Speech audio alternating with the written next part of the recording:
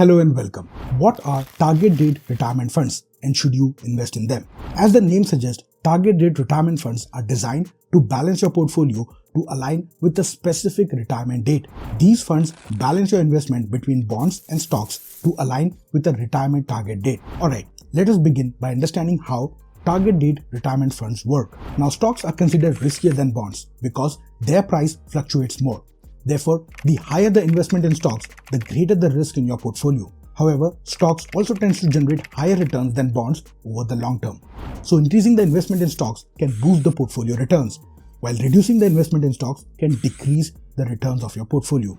Based on this idea, the target date retirement fund rebalances its portfolio to reduce the risk as you approach retirement. It does this by increasing its allocation to bonds and reducing its allocation to stocks as you get closer to your target retirement date. On the other hand, the further you are from the fund's target retirement date, the more aggressively the fund allocates to stocks. Now, an important distinction is that the target date retirement funds are funds of funds. This means they do not directly invest in individual stocks and bonds. Instead, they invest in low-cost stock index funds and low-cost bond index funds, which represents a basket of stocks and a basket of bonds. So not directly, but instead indirectly, you get exposure to a well-diversified portfolio of stocks and a well-diversified portfolio of bonds. In a nutshell, by investing in a target date retirement fund, you don't need to worry about which funds to invest in, when to invest in them, or how to rebalance your portfolio. The target date retirement fund handles all the asset allocation decisions for you, including which stock funds or bond funds to invest in, when to shift the balance to reduce the risk as you approach retirement. The only thing that you need to know is the date when you wish to withdraw your investment for retirement or for any other purposes. Now let us delve into the details of two specific target date retirement funds. The first is Vanguard Target Retirement 2035 Fund with ticker symbol VTTHX. This fund is designed for people planning to retire somewhere closer to 2035, that is between 2033 and 2037. And the second is Vanguard Target Retirement 2050 Fund with ticker symbol VFIFX. This fund is tailored for individuals planning to retire around 2050, that is between 2048 and 2052. We'll discuss what these funds invest in, their proportion, the fees charged, and their historical returns and risk profile. Additionally, we'll explore what happens to the funds after reaching the target retirement date. With that said, let us get started. My name is Kanak and welcome back to my channel. For more such content from the world of finance and investing, subscribe to my channel and show your support by liking the video and dropping your thoughts in the comment section below. Alright, let us break down Vanguard Target Retirement 2035 Fund with ticker symbol VTTHX. This retirement fund is tailored for those looking to retire around 2035, which is roughly a decade away from 2024. Now, looking at what makes up this fund, we find it comprises of 4 different funds. 2 of these are stock index funds and the other 2 are bond index funds. The Vanguard Total Stock Market Index Fund, representing the entire US stock market, holds the highest allocation, roughly around 40%. Following closely is the Vanguard Total International Stock Index Fund, representing international markets excluding the US, with an allocation of about 30%. Together, US and international stocks make up around 70% of the total portfolio. Similarly, the Vanguard Total Bond Market Fund, covering all the US listed bonds, holds the third highest allocation at approximately 20%. Meanwhile, the Vanguard Total International Bond Index Fund, representing international bonds excluding US bonds, has the smallest allocation at about 10%. Combined, the US and international bonds account for around 30% of the total portfolio. So, the target retirement fund, that is about a decade away, has 70% stocks and 30% bond allocation. And the allocation will shift towards bond as we approach 2035. Now let's discuss the returns and risk of this fund. Looking at the graph, if you had invested $10,000 in VTTHX in 2014, your investment would have doubled to about $20,000. This implies that VTTHX has delivered a 10-year long-term return slightly higher than 7%. However, if you had invested the same $10,000 in the S&P 500 Index Fund VOO, representing the top 500 companies of the US Stock Exchange, your investment would have multiplied slightly more than 3 times to $33,000. Thus, the S&P 500 index delivered a return of more than 12% over the same period. The reason VTTHX has a lower return is because it invested in bonds, which typically yield lower returns than stocks, and also because a portion of the portfolio was invested in international stocks, which delivered lower returns than the US stock market. Now regarding the risk, VTTHX exhibits lower volatility compared to the S&P 500 index, meaning its price fluctuation is lower.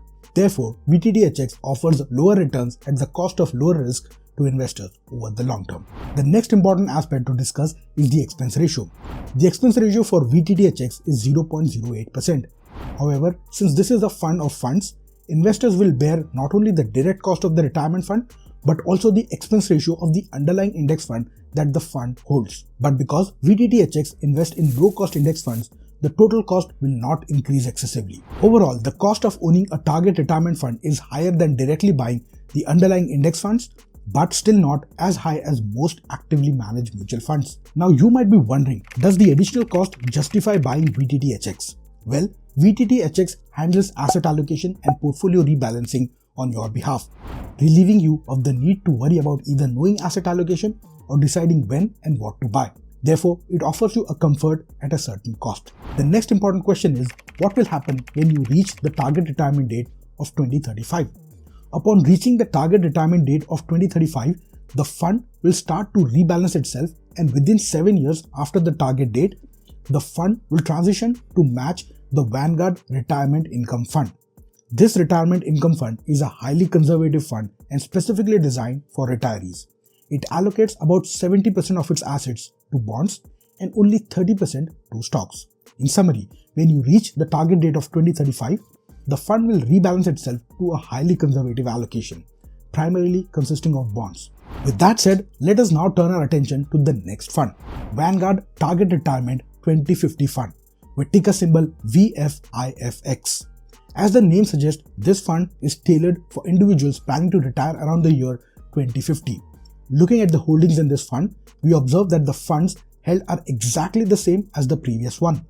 One total US stock market index fund, one international stock market index fund, one total US bond market index fund, and one international bond market fund. However, due to the target retirement date being more than 25 years away, this fund is heavily weighted towards stock funds. The bond funds comprise only about 10% of the total portfolio, while the stock funds make up the remaining 90%. Now talking about the 10-year long-term returns, VFIFX has delivered slightly above 8% returns from 2014 to 2024, which is lower than the S&P 500 index returns of slightly more than 12% during the same period. This difference is primarily due to the allocation to the international equities, which underperformed the US equities during this time period. Secondly, talking about risk, VFIFX exhibits slightly lower volatility than the S&P 500 index fund. This indicates that the price fluctuation of VFIFX is slightly lower compared to the S&P 500. Because VFIFX has a majority investment in stocks, its risk is not significantly different from that of the US stock market. Thirdly, regarding the expense ratio, the direct expense ratio of VFIFX is 0.08%. Once again, because this is a fund of funds, the actual cost borne by investors will include both the direct cost of this fund and the expense ratio of the underlying index fund. However, since this fund holds low-cost index fund, the overall cost will not be exorbitant for the service that the fund provides. Similar to the previous fund, once VFIFX reaches the target date, it rebalances to match the retirement income fund, which is heavily weighted towards safe and stable bond investments. Now let us address the next very important question. Should you invest in target date retirement funds? The answer to this depends on your level of expertise and knowledge of investing in the stock market, as well as your risk appetite.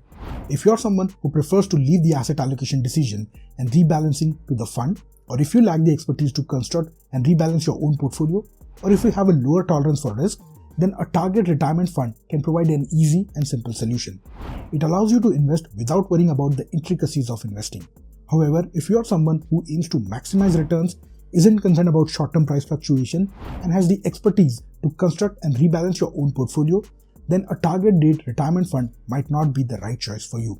That's all for this video, and if you find this video helpful, then like the video and subscribe to the channel.